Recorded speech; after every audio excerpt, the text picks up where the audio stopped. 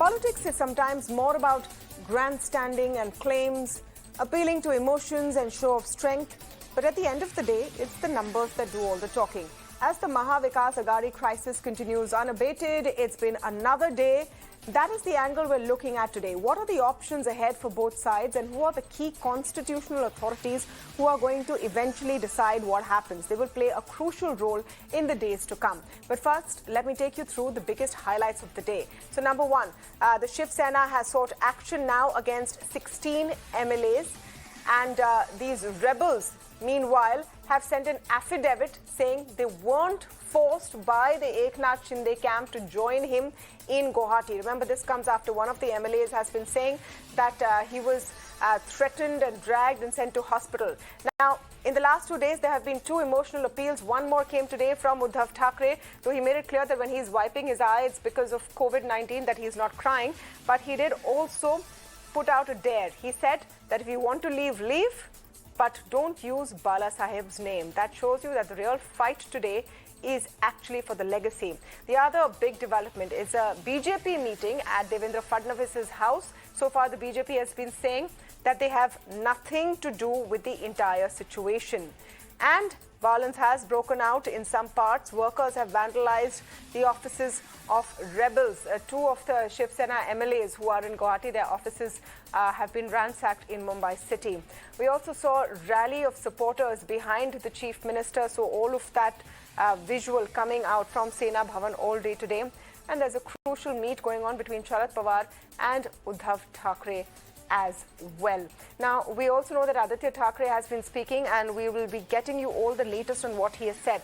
But to come to the focus of what happens next, because this is a political drama that is continuing unabated.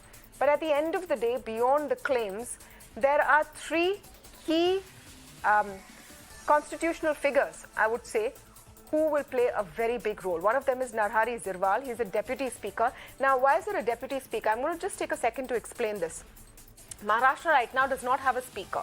Nana Patole, who was the speaker, Congress nomination, quit when he was made the chief of the party in the state. The Congress has not nominated anyone else, so you just have a deputy speaker right now.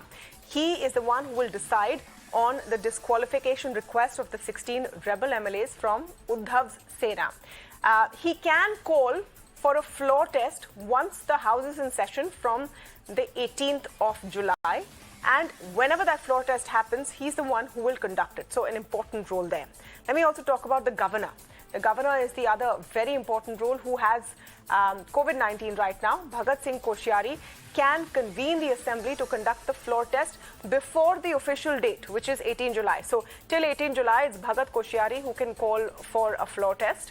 And after 18 July, it's the deputy speaker. He can dissolve the assembly upon the demand of the Council of Ministers led by the Chief Minister. But say if the Chief Minister, Uddhav Thackeray, does make that demand and the governor feels that he does not have a majority, he can exercise his discretion and insist on a floor test as well. There is one more very important authority in this entire picture. It's the Election Commission. Because remember, in this particular case, Eknath Shinde is claiming that he is the real Shiv Sena. This decision on who the real Sena is will be made by the Election Commission. They will also decide on the allotment of the symbol, the elective symbol of the Shiv Sena, which is the Dhanush, the bow and arms, and to who that will go. And of course, the Election Commission can call for fresh elections once assembly is dissolved. That will be their prerogative. But remember, the courts also have an important rule, because if either of these stakeholders that I've mentioned above, if their decisions are not acceptable to any party, then of course they will go to court. So now, what are the moves likely from both sides? As far as Uddhav Thackeray is concerned, he can seek the dissolution of the assembly immediately by approaching the governor. He can insist, if he does that, he ends up insisting that the rebels be present in Mumbai to prove their strength. He can insist on a floor test to prove the numbers in assembly. And of course, he can abandon the Congress and NCP and go back to the BJP. That's what the rebels are asking for. So these are all of the options before Uddhav Thackeray right now. Meanwhile, what about Eknath Shinde? He can challenge, and the two independent MLAs with him have challenged the Deputy Speaker's disqualification notice. In fact, two of them have even challenged his presence over there. he can withdraw support from Uddhav Thackeray by informing the governor. And this is what everyone's been asking, that if he has all of these 40 MLAs with him, then why is he not writing to the governor and officially withdrawing support? He can bring his MLAs and parade them before the governor and the deputy speaker in Mumbai, and he can demand a floor test to prove his strength by pledging to ally with the BJP. He can also seek the Shiv Sena symbol by approaching the Election Commission. So all of these options are there. Now, before we go to our speaker for the day, and I have a very, learned and prestigious speaker on the show. I'm going to be speaking with Aman Lekhi, former Additional Solicitor General of India and Senior Advocate. But before that, I'm going to quickly go across to my correspondent. So, Mr. Lekhi, I will request your patience. I have with me Abhishek from Guwahati. I'm going to speak with Ketan, who is in Mumbai, to just get the latest. Abhishek, can you quickly tell me what's the latest going on? Have those numbers increased, or is everyone sitting tight in Guwahati right now?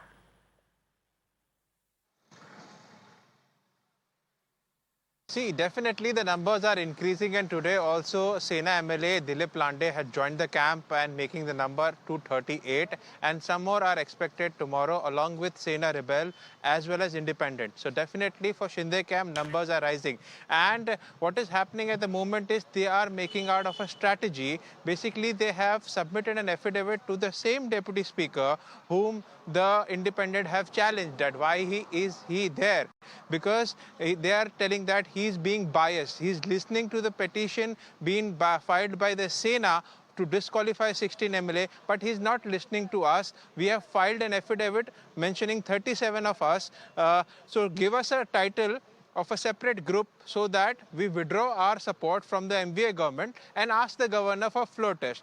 But on the other hand, it has been challenged. Sena has put out a petition for this 16 disqualification. So now what is happening, they are planning to move a motion, no confidence motion against the speaker, and likely to challenge the decision of the deputy speaker if he disqualifies the 16 rebel MLA. That's the strategy which is going on in the Shinde camp. And what next step of the deputy speaker will be tomorrow or in the next course of the day, they are planning that. And as well as on the other side, definitely. Yeah. Right. So there has been wait and watch on the side of Mr. Shinde as well. He's waiting and seeing what the deputy speaker does next, which is why that explanation we gave you earlier about what role the deputy speaker plays is extremely crucial. Just a quick word from Ketan. Ketan, hi. Tell us what is happening there on the Sena side. You've been there since the morning. You've seen all the support drumming up. Aditya has just spoken. But is there any real move? What is the kind of play that they're going in for?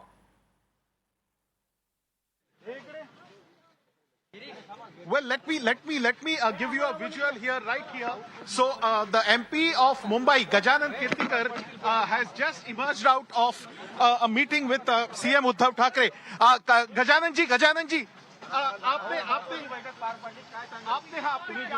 शिवसैनिकात Balasaheb Thackeray यांच्यापासून जे शिवसैनिकात खूप मोठं संकट जे आहे आज शिवसेनेवरती आलेलं आहे. आता विषय आजचा जो होता ते खासदार पळाले, खासदार त्या ठिकाणी गेले वगैरे, हे जे आहे हे या ठिकाणी आज जवळजवळ 2 खासदार सोडले, श्रीकांत शिंदे आणि भावना गवळी, तर बाकी सर्व खासदार उपस्थित होते. त्याच्यामुळे तोही प्रश्न नाहीये. आणि दुसरं म्हणजे ही जी काय परिस्थिती निर्माण झालेली आहे त्याच्याबद्दलचं वृत्तांत सविस्तर खासदारांना उद्धवजींनी या ठिकाणी सांगितलं. पुन्हा एकदा शिवसेना पूरे सांसद उद्धव जी के साथ है. हाँ, क्या आपको विश्वास है कि सरकार टिकी रहेगी, क्योंकि जिस तरह से विधायकों ने बगावत की है 2/3 बहुमत इस वक्त एकनाथ शिंदे के साथ है सर? हाँ, वो जो है ये प्रक्रिया वैधानिक स्तर पर चलेगी. वैधानिक स्तर पर चलेगी. 2/3 मेजोरिटी है. तो उसको ये क्लेम करना पड़ेगा. तो उससे पहले जो हमारा व्हिप निकाला था मीटिंग का, वो व्हिप जारी किया जो उधर थे उनके लिए भी, उसमें से 17 विधायक जो है उसके ऊपर कार्रवाई की मांग की है हमारे उपाध्यक्ष विधानसभा के. तो आपको लग रहा है कार्रवाई हो पाएगी, क्योंकि कहीं ना कहीं व्हिप पे जो नरेश जिरवाल है वो अपना फैसला देंगे? कितने जल्दी आपको लग रहा है कि व्हिप पे स्पीकर फैसला देंगे? उसको सब जांच पड़ताल करनी पड़ती है. कुल मिला के 17 है, तो 17 के उनका जो व्हिप जो उनके ऊपर जारी किया है उसका जांच पड़ताल लेंगे, वो किस लिए गैरहाजिर था, हाजिरी हमारी जो है उस दिन की, उसकी जांच पड़ताल करेंगे और निर्णय लेंगे। निर्णय 1-2 दिन में आ जाएंगे। सर, आज की बैठक में क्या रणनीति के लिए नहीं थी आज की बैठक। आज ये खाली जो एमपी है, सांसद है, ये संसद चले गए, इतने चले गए, ऐसी जो बातमी आती थी उसके लिए सबको बुलाया। उसमें से भाई बोला हमारे कुल मिला के 18 और कुल मिला के राज्यसभा के 3 में से तो अनिल देसाई जो सेक्रेटरी हमारे सचिव है वो शिवसेना भवन में काम करते, तो 2 वो आ गए और 18 में से 17 लोग आ गए। भावना गौली और श्रीकांत शिंदे का कैसी, तो दोनों आ नहीं आए, यानी कि कुल 16 लोग उपस्थित थे। 16 लोग। That's Gajanan Kirtikar, the Sena member of Parliament, speaking there live outside Matochri after that crucial meeting. Ketan getting us all of those updates. Now remember, after the MLAs, Shinde is eyeing perhaps the MPs of the Shiv Sena, so an attempt there maybe to put the flock together. Let me go across now to Aman Lekhi, the former Additional Solicitor General of India and Senior Advocate. Mr. Lekhi, thank you for joining us. Thank you for your patience. Now, the idea of the conversation today is to explain to people what could possibly happen next. As I said in my introduction, the rest is all politics, right? Grandstanding, etc. At the end of the day, what does precedence tell us? Can the fact that Mr. Shinde has claimed the support of more than 2/3 of the Sena elected MLAs be enough, or will it ultimately have to go in for a floor test?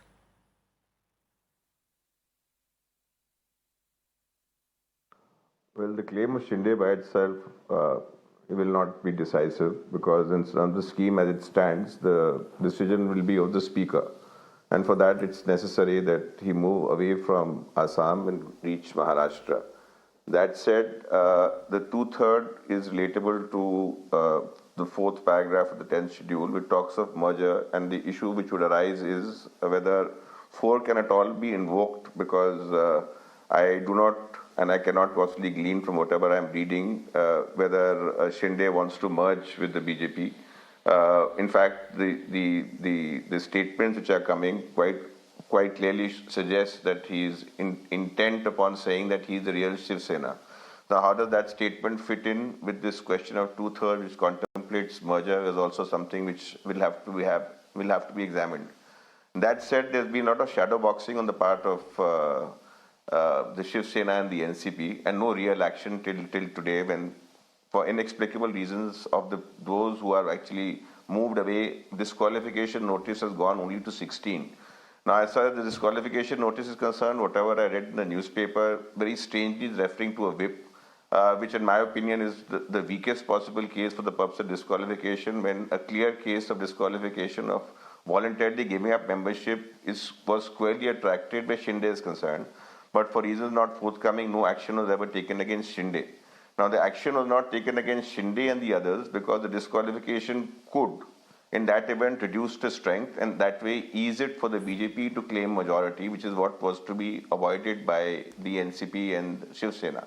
However, the NCP then felt that somehow if there's a rapprochement within the Shiv Sena, in that event, NCP, which is in fact the kingmaker. Mr. Lekhi, I just have Uddhav Thackeray speaking live. Sir, give me a second. I just have Uddhav Thackeray speaking live. I'm just going to dip in for a bit.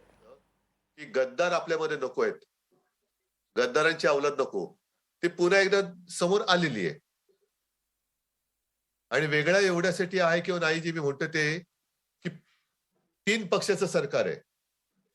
सगळ्यांनी काय सांगितलं होतं की बघा, तुम्ही काँग्रेस बरोबर जाताय, तुम्ही राष्ट्रवादी सोबत जातायत, हे तुम्हाला दगा देतील. मी म्हटलं ठीक आहे, हो, त्यांच्या बाटलीवरती लेबलच आहे आणि ते लेबल बघून आम्ही ते जसं ते विषप्राशन भगवान शंकरांनी केलेलं तसं आम्ही ते करतोच आहोत. बघूया. आज विशेष काय की काँग्रेस आणि राष्ट्रवादी हे दोघंही आपल्या सोबत, त्यांनी त्यांच्या नेत्यांनी, सोनियाजी आहेत, पवार साहेब आहेत, त्यांनी आपण आपल्या सोबत राहणार सरकार असो नसो त्यांनी जाहीर केलेले आहे. पाठीत पुन्हा एकदा खंजीर कोणी बसला तर आपल्याच लोकांनी. आता ही आपली लोक, तुम्ही सगळ्यांनी रक्ताचं पाणी करून निवडून दिलेली माणसं आहेत. यांची ओळख ही शिवसेनेने म्हणजे तुम्ही शिवसैनिकांनी अनेक जण माझ्या समोर आज बसलेले असतील की जिथे जिथे हे आमदार निवडून आले तिथे तुमच्यातले काही जण निवडून येऊ शकत असताना सुद्धा आपण यांना उमेदवारी दिली आणि अशी लोक निवडून तुम्ही आणलेली आहात. तुमच्यापैकी काही त्यावेळेला त्या जागेवरती इच्छुक सुद्धा होते आणि असतील, पण एकदा पक्षाने आदेश दिल्यानंतर स्वतःची इच्छा बाजूला ठेवून पक्षाने दिलेला उमेदवार निवडून आणणं ही खरी निष्ठा, ती निष्ठा तुम्ही दाखवलेली आहे. मग आज एवढं सगळं तुम्ही सगळं निवडून दिल्यानंतर नाराज होऊन जात आहेत आणि तुमचा हक्क असताना सुद्धा मी देऊ शकलो नाही, तरी तुम्ही नाराज न होता आज कठीण प्रसंगामध्ये निष्ठेने एकत्र राहिलेत. तुमचे आभार मी कसे मानू, कोणत्या शब्दात मानू? याला म्हणतात निष्ठा. कारण शिवसेनेची स्थापना जेव्हा झाली, हे मी मागे अनेकदा बोललेलो आहे, तुम्ही ऐकून पाठ पण तुम्हाला झालं असेल, की नगरसेवक निवडून येणं हे एक मोठं आपल्यासाठी यश होतं. अरे आपले एवढे नगरसेवक निवडून आले, आजही आहेच नगरसेवक, हे आपलं वैभव आहेच. महापौर निवडून येणं हे आपलं वैभव आहेच, पण आपले आमदार निवडून यायला लागले. आज तर मी तुमच्या बरोबर तुमचा पक्षप्रमुख, तुमचा मुख्यमंत्री म्हणून मी बोलतोय. केवढं मोठं वैभव आहे. नाही म्हटलं तरी दिल्लीमध्ये आपले आज लोकसभेमध्ये 22-23 खासदार आहेत. हे सगळं वैभव, ही कमाई, त्याची मेहनत तुमची आहे, माझी नाहीये. आज जे काही यांनी एक भासवण्याचा प्रयत्न केलेला आहे, काही जणांनी मुद्दामून तुम्हाला अत्यंत स्पष्ट शब्दात सांगतो, आज सुद्धा मला फोन आले की काही ठिकाणी असे आता मेसेज चाललेले आहेत की अरे तुम्हाला काही वेळ लागलं काय, आम्ही तर उद्धव साहेबांसोबतच आहोत, आम्हाला उद्धव साहेबांनीच करायला सांगितलंय, तुम्ही या सोबत, बरोबर या. बरं, उद्धव साहेबांसोबत जायचंय तर ही कोणती पद्धत आहे? तुम्ही सरळ आज जसे माझ्याशी जोडले गेलेले आहात तसे जोडलेले आहातच. हा प्रकार कोणता आहे? म्हणजे शिवसैनिकांमध्ये संभ्रम निर्माण करायचा. This is the second speech by Uddhav Thackeray today, and we're going to keep running the translations of what he's saying on your screen, so you know what he's saying. But essentially, he's saying we will not forgive the traitors. So he's hardened his position. Earlier, when he was saying that, you know, come back, we're part of the same group, etc. Now he's saying I will not forgive the traitors. I have Mr. Lekhi with me. Mr. Lekhi, once again, thank you for your patience. I hope you understand the issues of breaking news. We have to show our viewers what's going on. But I want to understand from you the role of the Deputy Speaker over here, because a disqualification notice has been sent by 2 independent MLAs for the Deputy Speaker. Now, is there any legal validity to that, and how will that pan out if that notice is accepted?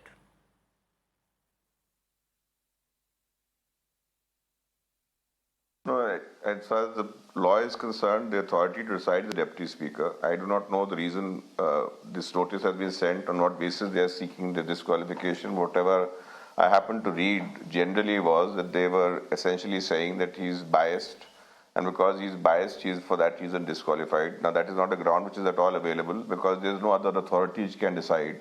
And applying the doctrine of necessity, which is well recognized, the only entity which can decide the matter is the Deputy Speaker. And if there is any occasion to allege bias, that would be in the challenge to decision the Deputy Speaker would render, which challenge would be in court.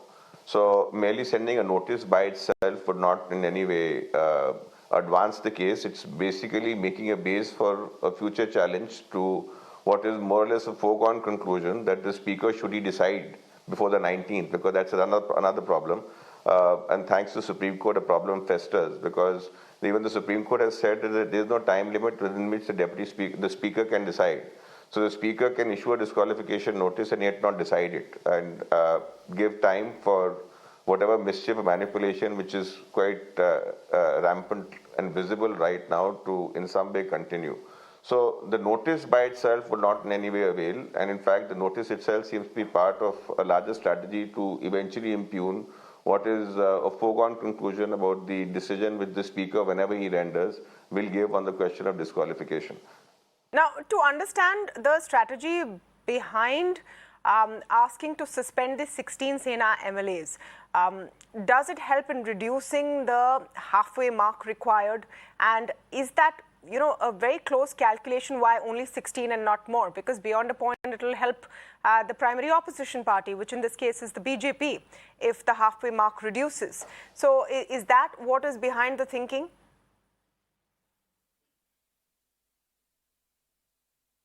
No, there are various factors which are behind the thinking. I don't think it's only this particular aspect. I feel that this is basically intervention by the NCP in this entire episode to, in some way, affect what the NCP may fear, maybe some kind of movement within the Shiv Sena, which may leave NCP high and dry.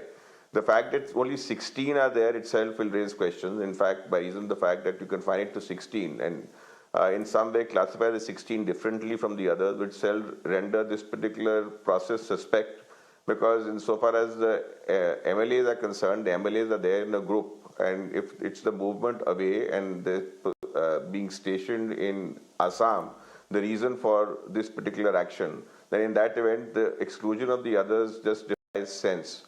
So yes, if supposing the disqualification does take place, but that has to await the decision, then of course the numbers go down. But the numbers may go down for both sides in that event, because you do not know how many of the MLAs in the Shinde camp are going to be affected by this. So that will have to be play out according to how the thing unfolds. Just to understand, when if these MLAs are finally suspended, and if that's how the Deputy Speaker rules, what does it do to the electoral prospects of these MLAs?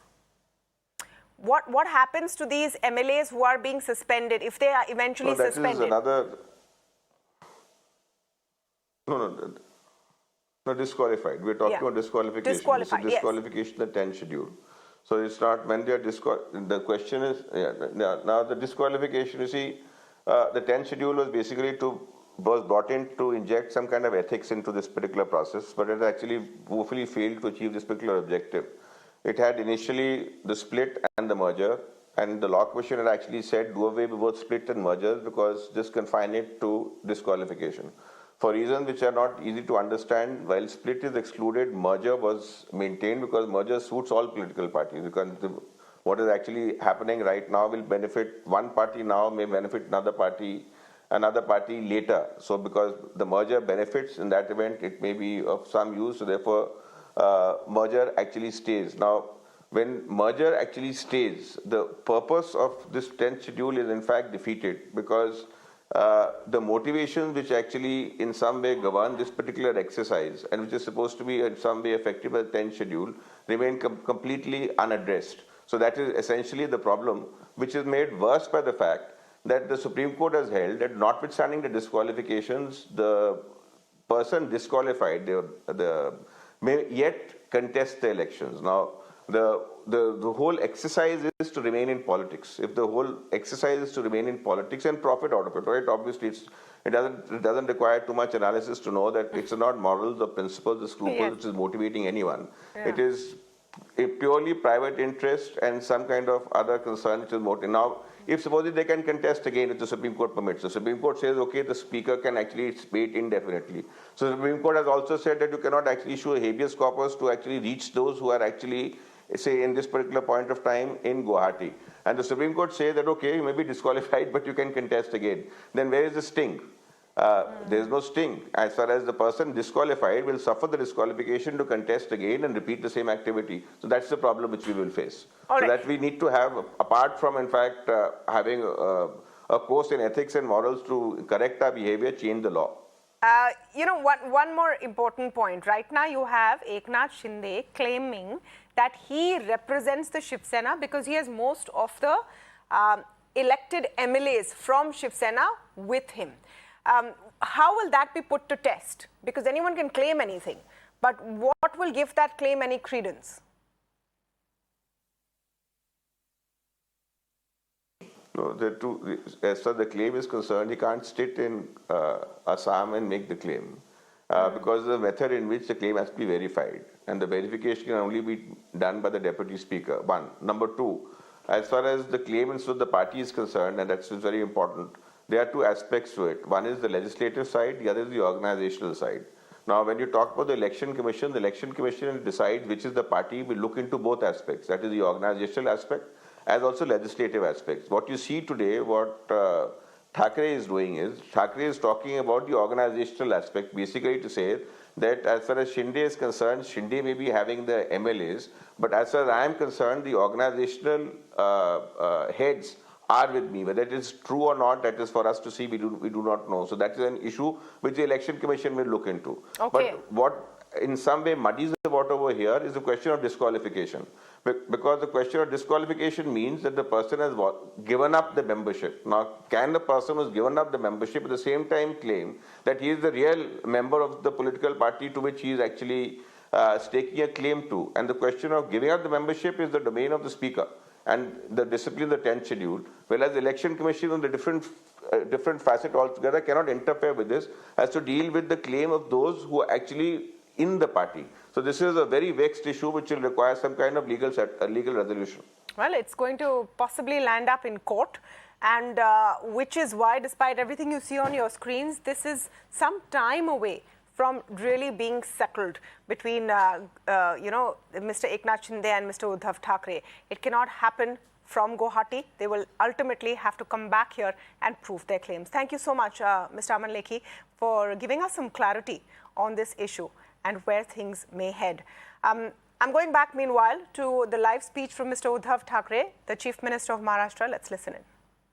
सांगा की आम्हाला आता जी काही शिवसेनेत मिळालेलं आहे, जी मंत्रिपद शिवसेनेत मिळालेली आहेत, जो मोकळेपणा शिवसेनेने दिलेला आहे, खात्यात मी कोणत्याही कधीही गडबड केलेली लुडबुड केलेली नाहीये, अजिबात केलेलं नाहीये. हे स्वातंत्र्य तुम्हाला भाजपासोबत मिळत असेल आणि जर तुमच्यापैकी कोणी मुख्यमंत्री होत असेल तर जरूर जा. आणि उपमुख्यमंत्रीच होणार असाल तर मला सांगायचं होतं की ठीक आहे, मला उपमुख्यमंत्री तरी करा, केलं असतं तुम्हाला उपमुख्यमंत्री. पण जे चांगलं आलं, बरं ही शिवसेना प्रमुखांची नाही, हे मी बोललेलं आहे. हा सतत आता ऐकून कंटाळा आलेला विषय आहे. मग कोणाची आहे होई शिवसेना? का म्हणून तुम्ही माझ्या मागे उभे राहिलात? उद्धव बाळासाहेब ठाकरे नाव असलं म्हणून तुम्ही माझ्या मागे आहात, नाहीतर कशाला आहेत? हे सगळे बोलून झालेले विषय आहेत की 2014 नंतर जी काही शिवसेना सत्तेत आली आणि 2012 साली साहेब आपल्यातनं गेले, तरी सुद्धा आपण जिंकत आलो. मग ती मंत्रिपद देणारी शिवसेना ही बाळासाहेबांचीच आहे ना. आज सुद्धा शिवसेना ही बाळासाहेबांचीच आहे. पण आता झालेलं काय, नीट लक्षात घ्या की एकतर हा संभ्रम ते पसरत आहेत की या बंडाच्या मागे मी आहे. अजिबात नाही. एवढा मी माझ्या शिवसेनेच्या पाठीत वार करणारीची अवलाद नाही. मी शिवसेना प्रमुखांची त्यांचा वारसा घेऊन पुढे जाणार आहे. मीच माझ्या पक्षाच्या पाठीत वार करू. कशासाठी? आणि करायचा जो काही विषय असेल तो वार कशाला करीन? जसा निर्णय मी महाविकास आघाडीत जाण्याचा घेतला तसं मी उघड घेतला असता परत. पण हे सगळं निमित्त आहे. ह्याच्या मागचं कारण हे वेगळं, हे तुमच्या प्रत्येकाच्या लक्षात यायला लागलेलं असेल की काय हा गेला ह्याचं कारण काय, तो गेला त्याचं कारण काय. पण आता त्यांनी ठरवलेलं आहे भाजपाने की आता कोणत्याही परिस्थितीत उद्धव ठाकरे एकटा राहिला पाहिजे, बाकी सगळे आपल्याकडे आले पाहिजे. चला करा प्रयत्न. तुम्ही निवडून आलेल्यांना फोडू शकाल, पण निवडून देणाऱ्यांना फोडू शकत असाल तर प्रयत्न करून बघा. ज्यांनी निवडून दिलेले आहेत त्यांना फोडा. हिंमत असेल तर त्यांना फोडा. काय त्यांना लालूच दाखवायची, पैशाची दाखवायची, काय दाखवायची दाखवा आणि जा शिवसैनिक घेऊन जा. येत असेल तर घेऊन जा. तुमच्यापैकी कोणाला बरेच जणांना आता फोन येत आहेत. काही जणांना प्रेमाचे येत आहेत, काही जणांना धमक्यांचे येत आहेत. आला नसतं बघ तुला असं करतो, काय करतोस, किती दिवस राहशील.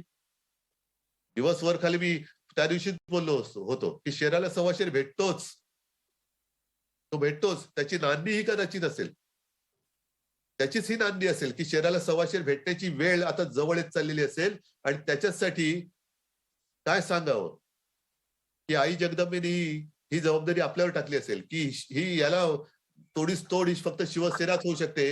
पण शिवसैनिकाला डिवचल्याशिवाय शिवसैनिक पेटून उठत नाही. आणि तो पेटून उठत नाही तोपर्यंत तो यश त्याला मिळत नाही. फार पूर्वी मला एक पत्रकार माझ्याशी गप्पा मारताना बोलले होते की उद्धवजी एक लक्षात ठेवा, तेव्हा आपली सत्ता होती 95 साली युती सरकार. मला म्हणाले खरं सांगू का की शिवसेना युतीत गेल्यानंतर न ही आळसावते. शिवसेना ही कशी आहे माहितीये? शिवसेना ही तलवारीसारखी आहे. शिवसेना तलवार म्हटलं तर मेहनत घातली का ती गंजते, मेहनत काढली का ती तळपते. म्हणून मला वाटतं तळपण्यासाठी ही स्थिती ही निर्माण केली गेलेली आहे की काय हेच मला आता वाटते. तर मी तळपणाऱ्या शिवसेनेशी बोलतो आहे, सगळ्या माझ्या शिवसैनिकांशी बोलतो आहे. हा जो काही डाव आहे हा शिवसेना संपवण्याचा आहे. बरं, ह्याच्यामध्ये भाजपच्या एक लक्षात येत नाहीये की शिवसेना प्रमुखांनी जे आवाहन केलं होतं ते हिंदू मतांमध्ये विभागणी नको म्हणून तीच मतं फोडण्याचं पाप तुम्ही करता आहात. एक तर शिवसेनेची युती तोडली तुम्ही, शिवसेनेच्या पाठीतवार केला, आम्हाला त्यांच्याबरोबर तुम्ही ढकललं. आता तर शिवसेनेने हिंदुत्व सोडलं. म्हणजे परत तेच मी सांगतोय की हिंदू हिंदू हिंदू. शिवसेना हिंदुत्वापासून दूर गेली, शिवसेनेने हे केलं, काय मी याची सगळ्याची उत्तरं दिलेली आहेत. परत परत तेच तेच बोलण्यात काय अर्थ नाही. तुम्ही सगळ्यांनी ते पाहिलेलं आहे. एकही काम आतापर्यंत मला असं दाखवा की शिवसेनेने हिंदुत्वापासून दूर गेले हे ते सिद्ध करू शकतात. मग ते म्हणतील काँग्रेस सोबत गेलात. ठीक आहे ना, तुम्ही नव्हता गेलात मुफ्ती मोहम्मद बरोबर, मेहबूबा मुफ्ती बरोबर तुम्ही नाही गेलात. नितीश कुमार तुमच्यासोबत आहे, तो हिंदुत्ववादी आहे, बोला त्याला सांगायला तो हिंदुत्ववादी आहे म्हणून. बाकीचे जे पक्ष म्हणजे तुम्ही जसं तुमच्या सत्तेच्या सोयीप्रमाणे जर का हे सगळं करत असाल, त्याला हिंदुत्व मानत असाल, म्हणजे आम्ही खाल्लं तर शेण आणि तुम्ही खाल्लं तर काय, हा प्रकार आहे हा. तर ह्या आव्हानाला सुद्धा आपल्याला गाडून पुढे जायचं आहे. म्हणून मी मगाचा जो प्रश्न विचारला तो गाडून जाण्याच्या आधी मी मला वाटतं जिल्हा प्रमुखांशी बोललो का कोणाशी बोललो आठवत नाही मला आता, कारण सतत बोलतोच आहे, की काही जणांनी मला सांगितलं की परवा तुम्ही वर्षा सोडलात, असं करून कसं चालेल, खचून जाऊन कसं चालेल. अरे म्हटलं म्हणजे काय, मी मातोश्रीत आलोय. वर्षा सोडला म्हणजे मी मोह सोडलाय, जिद्द नाही सोडलेली. मी जिद्द नाही सोडलेली, मी मोह सोडलेला आहे. आणि तो मोह पुन्हा माझा शिवसैनिक, आता त्या बंगल्यात जाईल तो माझा शिवसैनिक जाईल, म्हणून मी तो मोह सोडून आलेलो आहे. मी जिद्द सोडलेली आहे, जिद्द सोडणारा नाही. आणि ही जिद्द ही माझ्या समोर तुमच्या रूपाने बसलेली आहे. तुमच्यामध्ये ही धमक आहे की नाही हे एकदा मला तुम्ही सांगायचंय. जर का संघर्षाचा प्रसंग आलाच आणि तो आलाच तर पुन्हा शिवसेना विजयी होईपर्यंत मी थांबणार नाही, हे मला एकदा तुम्ही हात वर करून सांगा. बस, बाकी कोण टीकाकार काय बोलतील, कारण मग ते ह्या सगळ्या गोष्टीवर आले, यांनी स्वतःसाठी करतात, यांच्या मुलासाठी करतात. म्हणजे बाकीच्या त्यांचा मुलगा खासदार झाला शिवसेनेच्या जोरावर, तो बाजूला, बाकीच्या मुलांनी काय व्हायचं नाही, माझाच मुलगा फक्त मोठा झाला पाहिजे. आता ह्या सगळ्या गोष्टी फार कोत्या मनाच्या आहेत. मी कोणालाही कोणाचा मुलगा म्हणून उमेदवारी दिलेली नाही, कार्यकर्ता म्हणून दिलेली आहे. मग तो कोणाचाही मुलगा असला तरी हरकत नाही मला, हो मोठा, मला नाही पोटात असूया त्याच्याबद्दल. उलट पिढ्यानपिढ्या शिवसेनेचं काम करतायत, पिढ्यानपिढ्या शिवसेनेच्या आहेत, हा एक मला अभिमान आहे. तर ह्या सगळ्या गोष्टी तुमच्या कानावरती आज बऱ्याच दिवसांनी मला बोलता आलं. तुम्ही सगळे सोबत असलात तर माझं वैभव माझ्या सोबत आहे, बाकीच्या गोष्टीची मला पर्वा नाहीये. माझं वैभव हे तुम्ही आहात, शिवसेना प्रमुखांनी जोडून दिलेले शिवसैनिक. तर तुमच्या सगळ्याच्या भरोश्यावरती पुढची वाटचाल आणि पुढची खंबीर पावलं मी टाकणार आहे. म्हणून मी आमदारांची बैठक घेतली तेव्हा सांगितलं, तेच सांगतोय, ज्याला जायचं असेल दरवाजा मोकळा आहे. Uddhav Thackeray taking on Eknath Shinde, attacking the BJP and making it very clear that by leaving Varsha and moving to Matoshri, he has not given up as chief minister at all. He has said that a Shiv Sainik will go back to Varsha. I have Ketan with me live, even as the speech is going on. Ketan, I don't know what's the right English translation for that line, that I have, मैंने मोह छोड़ा है, जिद नहीं. He's digging his heels in at this point, isn't it?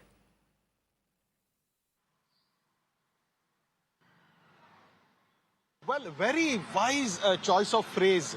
And as I have been reiterating, Uddhav knows, CM Uddhav knows who his target audience is. He made the difference between moha and jidda. He used two Marathi words, moha and jidda. Moha is attraction. So he said that leaving my official residence, Varsha Bungalow, was leaving moha. But I have not, or attraction, I have not left my jidda, which means I have not left my resolve, and I will stand steadfast with all the Shiv Sainiks. And he in a very clear message said that if the MLAs want to desert me, then they can. If they want to leave, they can. You can. And he also made it clear to the BJP that you can buy out the elected members, that is the MLAs, but you cannot buy out those who voted for them. So clearly he differentiated between party and elected members of the party. So his focus is clear, his priority is clear, while he along with the might of NCP and Congress is trying to come out of this crisis. He is leaving no stone unturned. There were an array of meetings that happened as we speak. A while ago, most of the MPs, Shiv Sena MPs left, and except two MPs, all the MPs were present in a hectic parley with Uddhav Thackeray. So clearly, tomorrow is also going to be an extremely busy day. Tamanna? Absolutely, Ketan. You've been on your toes covering this story for the last several days with great reports there. So the politicking will continue. But, you know, as we've explained on this show, the ultimate conclusion is only going to be on the floor of the House, depending on what the Deputy Speaker does or says next. The Governor will have a key role to play. Ultimately, so will the Election Commission. And it's very likely that some of these decisions will land up in court. But, you know, you heard from the Chief Minister of Maharashtra, Uddhav Thackeray, right now. But earlier in the day, we spoke to a rebel MLA, Deepak Kesarkar, who talked to us from Guwahati. The MLA said that they have the support of 60 MLAs and spoke about some of the reasons they were upset. There are only two options in Maharashtra, madam. Either you join NCP Congress combined or you join BJP, because those are the only three factors, barring Shiv Sena. Because this is regarding Shiv Sena. Shiv Sena either can go with Congress and NCP, or Shiv Sena could go with BJP. All of us, we are, opposing alliance with NCP and Congress. So our party leader should listen to us. He should accept that, because everybody is saying that. So why is he still insisting that we must come? We have put forth our views, and let him accept it. Let him act upon it. He has every authority to act upon it, and then we will come back. There is no problem. But you are not acting upon that, and you are just calling the MLAs, and you are saying that you will use the muscle power also. You are going to come on the road also. What is this? Is it democracy or something else? Maharashtra has a long tradition of democracy, long tradition of social reforms, and this is not the kind of Maharashtra which was dreamt by Honorable Bahasaheb Thackeray.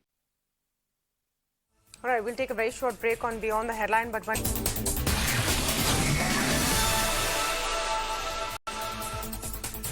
Welcome back. The U.S. Supreme Court today overturned the Roe v. Wade, the landmark ruling that established the constitutional right to abortion in the United States in 1973. Millions of women in the U.S. now risk losing the legal right to abortion after the top court overturned a 50-year-old ruling that legalized it nationwide. The judgment will transform abortion rights in America, with individual states now able to ban the procedure. Half of the U.S. states are expected to introduce new restrictions or bans. 13 have already passed so-called trigger laws that will automatically outlaw abortion following the Supreme Court's ruling. Roughly, abortion access is expected to be cut off for about 36 million women of reproductive age, according to research from Planned Parenthood, a healthcare organization that provides abortions.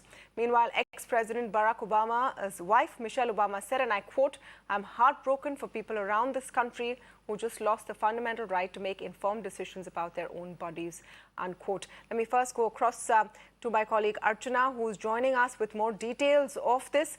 Archana, what is the exact kind of impact? Because as I understand it, this now allows individual states to decide their own rules. How does this translate into half the states in the in the US going in for tougher abortion laws? Good evening, Tamanna. So how often do you hear about democracies taking away the constitutional rights of their people?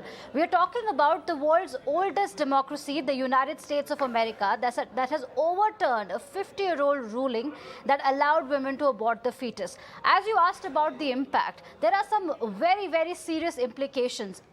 Women, about 36 million women of reproductive age stand to lose their constitutional right, their federal right to abort their fetus. this. Second, digital experts in several parts of the US have warned that the states which have restrictive abortion policies or which will criminalize abortion may use the personal data of these women to punish them. I'll tell you how that happens. Say, for example, if a woman has a period tracker on her phone, or if she searches abortion facilities near me. Now, experts have warned that because the surveillance level is so high in these restrictive states, they might use that data to subpoena them or to prosecute them as far as the anti-abortion laws are concerned.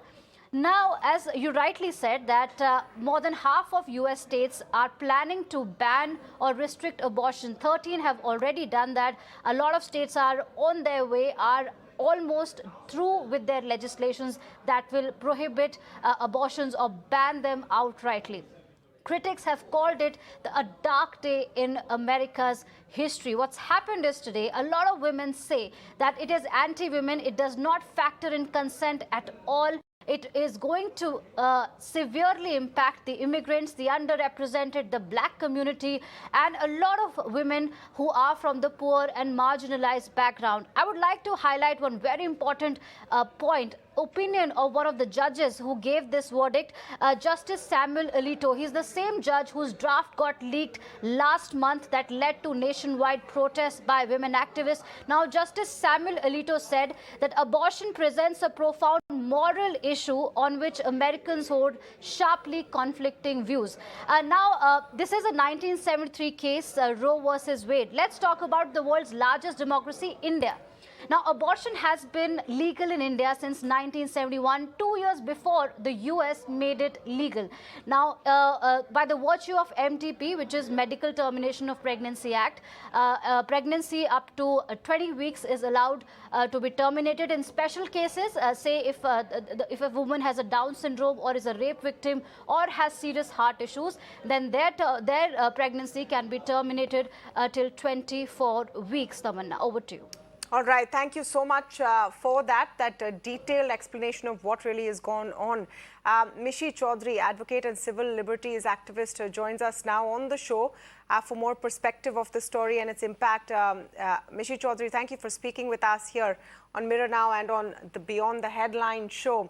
I'm seeing responses of shock, of complete disbelief. We know that the US President Joe Biden may speak. Now, put this into context, because at the end of the day, these are laws that impact the United States, but it's an issue that women all over the world actually identify with. And why has it become such a big issue in the US? Thank you. As you rightly said, I think it is a very sad day in the United States today. Around the world, many governments have been moving towards easier access to abortion, with more than 50 countries liberalizing their laws in the past 3 decades. However, the US Supreme Court for this entire week has been actually showing the realization of extreme ideology and tragic error of the Supreme Court in our view. Because yesterday they issued a ruling in which they are expanding the right to bear arms in a country where young kids, people who may or may not be mentally disturbed, are going on rampant shooting. Today, they are just saying that a woman has no right actually over her own body, and the state can force her to have a child, no matter the result of any other thing. I live in New York, and fortunately, this state will continue to have legal abortion. But it also speaks to the privilege of people like me who live in these kind of states. I think the difference is now about the fact that who has the wherewithal, the resources to make decisions about their bodies.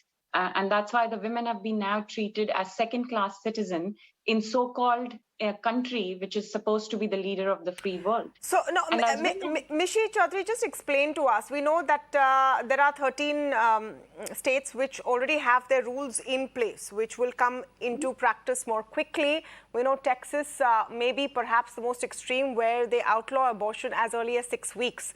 And that's pretty much when women sometimes find out they're pregnant. In the 6th week. Give us a sense of the range of what these laws are going to look like in terms of the number of weeks and what's the impact that will have. So I think your reporter rightly pointed out something which is called the trigger laws.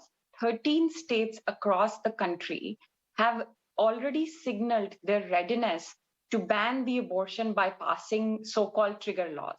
What that meant was, because they were already very strongly anti-abortion, they decided to pass these laws that would be on the books already and operative immediately as soon as the court ever removed the protection of this 50 years of judgment of Roe v. Wade. Today, because that has happened, that protection has gone away. So these 13 states, including Arkansas, North Dakota, Idaho, Texas, Utah, Wyoming, just takes away all the rights that were given, and now these laws would be operational. Like you rightly said, Texas law bans abortion after 6 weeks of pregnancy. And many a times women don't even know. Sometimes you think you've had a missed period because you were stressed, or there was some other kind of a gynecological issue, or just because our periods are not always going to be as predictable as one thinks. There, in 6 weeks, women have no idea whether they are pregnant or not. But that's where the current Texas law is. The rule is somewhat confusing because conception does not occur around 14 days after the first day of woman's period, assuming that she has a 28-day cycle. But this is also another thing. What they're doing is they're forcing these states that somebody should rat upon. A doctor or an outside third party also can complain about such an abortion if it is happening. So this is citizen turning a person against citizen. Yes. This is as if like I today don't have as many rights as perhaps my mother or grandmother had in this country. And that's what we are watching. This is also Donald Trump's actual legacy.